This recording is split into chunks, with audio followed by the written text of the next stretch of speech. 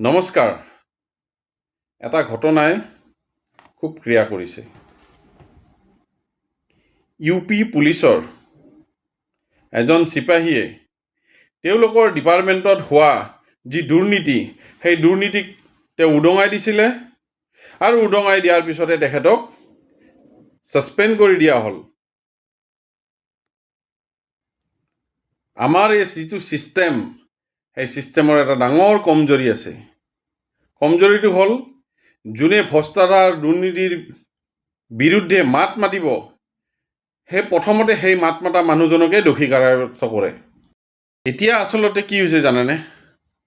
ভালৰ দিন নোহোৱা হৈ গৈছে। দুৰ্নীতি ভ্ৰষ্টাচাৰৰে দিন পৰিছে। কাৰণ যোনে দুৰ্নীতি কৰিব, তাত যদি আপুনি মাত মাতিব যায়, তেতিয়াহ'লে চবতছে বেয়া মানুহ আপুনিয়ে।